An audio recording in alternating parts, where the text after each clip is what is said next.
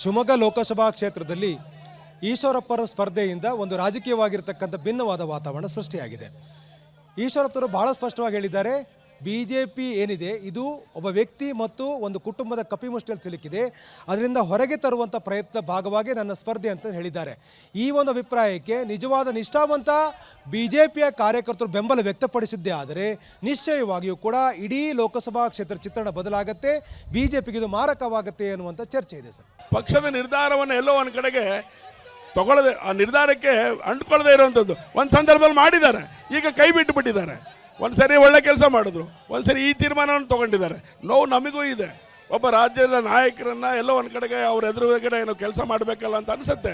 ಆದರೆ ಪಕ್ಷದ ಮುಂದೆ ಎಲ್ಲರೂ ಕೂಡ ನಮಗೆ ಹೋಣ, ಯಾಕೆಂದರೆ ದೇಶ ಮೊದಲು ಹೇಳಿದಂಥ ಪಾರ್ಟಿ ನಮ್ಮದು, ದೇಶಕ್ಕೋಸ್ಕರ ಪಾರ್ಟಿನೇ ಜನತಾ ಪಾರ್ಟಿಲಿ ವಿನಯನ ಮಾಡಿದಂಥ ಭಾರತೀಯ ಜನಸಂಘ ನಮ್ಮದು. ವಿಚಾರಕ್ಕೋಸ್ಕರ ದೇಶಕ್ಕೋಸ್ಕರ ಯೋಚನೆ ಮಾಡಿದಾಗ ಆ ನಂತರದೊಳಗಡೆ ವಾಪಸ್ ಬಂದ್ವಿ. ಯಾಕೆ ಅಂತ ಹೇಳಿದ್ರೆ ಅವ್ರು ಬೇಡ ಅಂತ ಹೇಳಿದ್ರು, ನಾವು ಬಂದಿದ್ದಲ್ಲ. ಈಶ್ವರಪ್ಪರ ಸ್ಪರ್ಧೆ ಮಾಡಿದರೆ ಕ್ಷೇತ್ರ ಚಿತ್ರಣ ಬದಲಾಗಿದೆ. ಈಶ್ವರಪ್ಪರ ಈ ನಿರ್ಧಾರಕ್ಕೆ ಬಿಜೆಪಿಯ ಕೆಲವು ನಾಯಕರ ಬೆಂಬಲ ಇರುವ ಕಾರಣಕ್ಕಾಗಿ ಅವರು ಸ್ಪರ್ಧೆ ನಿರ್ಧಾರ ತೆಗೆದುಕೊಂಡ್ರು ಅಂತ ಮಾತುಗಳಿದೆ. ಆ ತರದ ಸಣ್ಣ ಕೆಲಸವನ್ನ ಭಾರತೀಯ ಜನತಾ ಪಾರ್ಟಿ ಯಾವ ನಾಯಕರು ಮಾಡಲ್ಲ, ಒಬ್ಬ ಸಾಮಾನ್ಯ ಕಾರ್ಯಕರ್ತರು ಕೂಡ ಮಾಡೋದಿಲ್ಲ. ಶಿವಮೊಗ್ಗದಲ್ಲೇ ಪಕ್ಷದ್ರೋಹದ ಕೆಲಸವನ್ನು ಒಬ್ಬ ಸಾಮಾನ್ಯ ಕಾರ್ಯಕರ್ತರು ಮಾಡೋದಿಲ್ಲ. ಚುನಾವಣೆ ಶಿವಮೊಗ್ಗದಲ್ಲಿ ನಾಯಕರು ಮಾಡ್ತಾರೆ. ಎಷ್ಟು ಜನ ಕಾರ್ಯಕರ್ತರು ಇಷ್ಟು ಗಟ್ಟಿ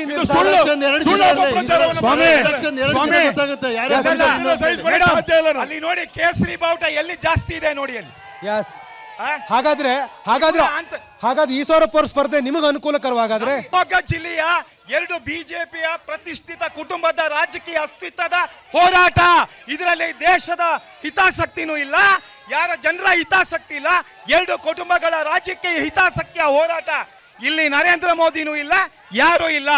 ಕಾಂಗ್ರೆಸ್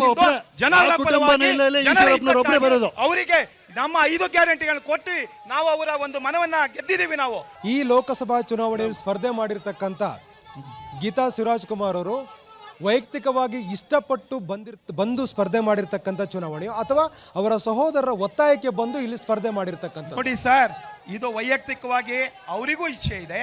ಲಾಸ್ಟು ವಿಧಾನಸಭೆ ಚುನಾವಣೆ ಸಂದರ್ಭದಲ್ಲಿ ನಮ್ಮ ಹಿರಿಯ ನಾಯಕರೆಲ್ಲ ನಮ್ಮ ಕಾಂಗ್ರೆಸ್ಸಿನ ಲೋಕಸಭೆಯಾಗಿ ಅಭ್ಯರ್ಥಿಯಾಗಿ ಗೀತಾ ಶಿವರಾಜ್ ಕುಮಾರ್ ಅವತ್ತು ಅಭಿಪ್ರಾಯವನ್ನು ವ್ಯಕ್ತಪಡಿಸಿದ್ರು, ನಾನು ನಿಲ್ಲಬೇಕು ಅಂತ. ಇದು ಅವರ ಸ್ವ ಇಚ್ಛೆಯಿಂದ ನಿಂತಿರೋದು. ಯಾಕೆ ಅವರಿಗೆ ಸಂವಿಧಾನಾತ್ಮಕವಾಗಿ ಯೋಗ್ಯತೆ ಅರ್ಹತೆ ಇಲ್ವಾ? ಅರ್ಹತೆಗಳು ಇದೆ, ಎಲ್ಲವೂ ಕೂಡ ಸ್ಪರ್ಧೆಗೆ ಕೂಡ ಅರ್ಹತೆ ಇದೆ. ಆದ್ರೆ ಒಂದೊಮ್ಮೆನಾದ್ರೂ ಕೂಡ ಗೀತಾ ಶಿವರಾಜ್ ಕುಮಾರ್ MP ಆದ್ರೆ ಬೆಂಗಳೂರು ಸೇರ್ಕೊಬಿಡ್ತಾರೆ. ಅವ್ರ ಸಹೋದರರು ಇಲ್ಲಿ ಡಬಲ್ ಆಕ್ಟಿಂಗ್ ಮಾಡ್ಬೇಕಾಗತ್ತೆ, ಮಿನಿಸ್ಟರ್ ಆಗ್ಬೇಕಾಗತ್ತೆ, ಆಕ್ಟಿಂಗ್ ಮಾಡ್ಬೇಕಾಗತ್ತೆ.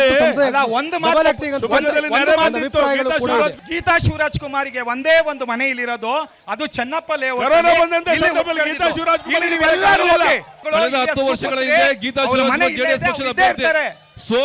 ಸೋತ್ರಂತ ಕಳೆದ ಬಾರಿ ಸ್ಪರ್ಧೆ ಮಾಡಿ 3ನೇ ಸ್ಥಾನಕ್ಕೆ ಹೋದ್ರು. ನಂತರದಲ್ಲಿ ಅವರು ಶಿವಮೊಗ್ಗ ಲೋಕಸಭಾ ಕ್ಷೇತ್ರ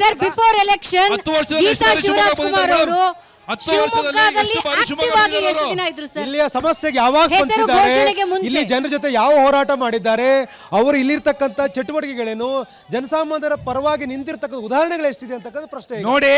ಇವರೆಲ್ಲ ಹೇಳ್ತಾರೆ ಅಭಿವೃದ್ಧಿಗಾಗಿ ರಾಘವೇಂದ್ರ ಅವರಿಗೆ ಕೊಡಿ, ಅಭಿವೃದ್ಧಿಗಾಗಿ ಇನ್ನೊಬ್ಬರಿಗೆ ಕೊಡಿ ಅಂತ. ಶಿವಮೊಗ್ಗ ಜಿಲ್ಲೆಯಲ್ಲಿ ಗೌರವಾನ್ವಿತ ಯಡಿಯೂರಪ್ಪನವರು ಎಷ್ಟು ಬಾರಿ ಲೋಕಸಭಾ ಸದಸ್ಯರಾಗಿದ್ರು, ಮುಖ್ಯಮಂತ್ರಿ ಆಗಿದ್ರು. ಹಾಗೇನೆ ಸಂಸತ್ ಸದಸ್ಯರಾಗಿದ್ದ ರಾಘವೇಂದ್ರ ಅವರು 3 ಬಾರಿ ಸಂಸತ್ ಸದಸ್ಯರಾಗಿದ್ರು. ಹೌದಾ? VSL 1918ರಲ್ಲಿ ಮಹಾರಾಜರು ಕಟ್ಟಿದಂತ VSL ಇವತ್ತು ಬಂದಾಗ ಕಾರಣ ಇದೇ ನರೇಂದ್ರ ಮೋದಿ ಸರ್ಕಾರ 22ರಲ್ಲಿ ಕ್ಯಾಬಿನೆಟ್ ಡಿಸಿಷನ್ ತಗೊಂಡು ಕ್ಲೋಸರ್ ಮಾಡ್ತು. ಇವತ್ತು ರಾಘವೇಂದ್ರ ಕಾರಣ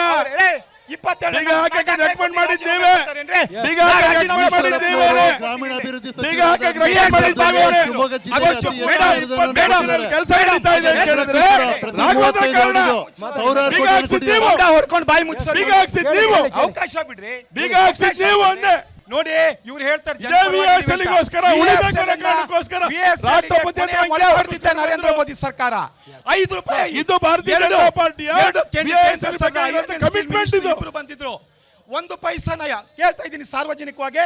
ರಾಘವೇಂದ್ರ ಅವ್ರು ಹೇಳ್ಬೇಕು, ಇಲ್ಲ ಚನ್ನಬಸಪ್ಪ ಹೇಳ್ಬೇಕು. ಇಲ್ಲ ಹೇಳ್ತೀನಿ, ಎಷ್ಟು ಪೈಸಾ ಅನುದಾನ ತಂದೀರಾ ಹೇಳಿ? ಪೈಸಾ ಅಲ್ಲ, ಕೋಟಿ ಗಟ್ಟಲೆ ಹಣ ತಂದಿದ್ದೀವಿ. ಎಷ್ಟು ಕೋಟಿ? ಪೈಸಾ ಅಲ್ಲ, ಕೋಟಿ ಗಟ್ಟಲೆ ಹಣ ಹೇಳಿ. ಹೇಳಿ VSL 28,000 VISL ಸಬ್ಜೆಕ್ಟ್ ಬಗ್ಗೆ VSL ಗೆ 200 VSL ಗೆ ಮೊದಲು ತಂದಿದ್ದು 200 ಕೋಟಿ ಕೊಟ್ಟಿಲ್ಲ ಮೇಡಮ್. ಕೇಳ್ರಿ 1 ರೂಪಾಯಿ ಕೊಟ್ಟಿಲ್ಲ. VSL ಗೆ ಮೊದಲು ನಾನು ಒಂದು ಹೇಳ್ತೀನಿ, ಮೊದಲು ತಂದಿದ್ದು 250 ಕಾರಣ ಕೋಟಿ. ನರೇಂದ್ರ ಮೋದಿ ಸರ್ಕಾರ ಅಂತ ನಾ ಪ್ರೂವ್ ಮಾಡಿದ್ರೆ ರಾಜೀನಾಮೆ ಕೊಡ್ತಾರೆ ಇವರು ಶಾಸಕ ಸ್ಥಾನಕ್ಕೆ. ಮಾಡ್ರಿ ಪ್ರೂವ್ ಮಾಡಿ ತಾಕತ್ತಿದ್ರೆ ನಾನು ಕ್ಷಮೆ ಯಾಚಿಸ್ತೀನಿ. ತಾಕತ್ತಿದ್ರೆ ಪ್ರೂವ್ ಮಾಡೋಣ ನೀನು. ನಾನು ಕ್ಷಮೆ ಇವತ್ತು ಯಾಚಿಸ್ತೀನಿ. VSL ಹಾಗೇನೆ ಕೆಲಸ ನಡೀತಾ ಇದೆ. ನೈತಿಕತೆ ಇದೆ. VSL ಕೆಲಸ ನಡೀತಾ ಇದೆ. ನಾನು ಅದಕ್ಕೆ ಹೇಳ್ತೀನಿ, ಬಿಜೆಪಿ ಕಾರಣ. ಶಿವಮೊಗ್ಗ ನಗರದಲ್ಲಿ ಮೇಡಮ್ Hello. ಪ್ರಧಾನಿ ಮಂತ್ರಿ ಮೋದಿ ಅವರ ಒಂದು ಕನಸಿನ ಯೋಜನೆ, ಮಹತ್ವಾಕಾಂಕ್ಷೆ ಯೋಜನೆ ಯಾವ್ದೇಳಿ? ಯಾವುದು? ಪ್ರಧಾನ ಮಂತ್ರಿಗಳ ಆವಾಸ್ ಯೋಜನೆ. ಈಗ ಬನ್ನಿ ಇಲ್ಲಿಂದ ನಡ್ಕೊಂಡು ಹೋಗೋಣ. ಇಲ್ಲೇ ಕರ್ಲೆಟ್ಟಿ, ಸುಭಾಷ್ ನಗರ, ಶಾಂತಿನಗರ ಕೋಣನ 1600 ಬಡ ಕುಟುಂಬಗಳಿಗೆ 75,000 ರೂಪಾಯಿ ಕಟ್ಸ್ಕೊಂಡಿದ್ದಾರೆ ಕೊಳಗೇರಿ ನಿವಾಸಿಗಳಿಂದ. 6 ತಿಂಗಳು ಮನೆ ಕಟ್ಕೊಡ್ತೀವಿ ಅಂತ. ಪ್ರಧಾನಮಂತ್ರಿ ಆವಾಸ್ ಯೋಜನೆಗಳಿಗೆ 17,191 ಮನೆ ಕಟ್ಟಿದ್ದಾರೆ. ರಸ್ತೆ ಮೇಲೆ ಬಿದ್ದಿದ್ದಾರೆ. ಪ್ರಧಾನಮಂತ್ರಿಗಳ 17,000 ಪ್ರಧಾನಮಂತ್ರಿ ಆವಾಸ್ ಯೋಜನೆ 17,191 ಪ್ರಧಾನಮಂತ್ರಿ ಆವಾಸ್ ಯಾವ ರೀತಿ ಬಡವರು ಯೋಜನೆ. ಓದ್ತಾರೆ? ರೈಟ್, ಈಗ ನಾನು ಕಾರ್ಯಕರ್ತರ ಹತ್ರ ಹೋಗ್ತಾ ಇದ್ದೀನಿ.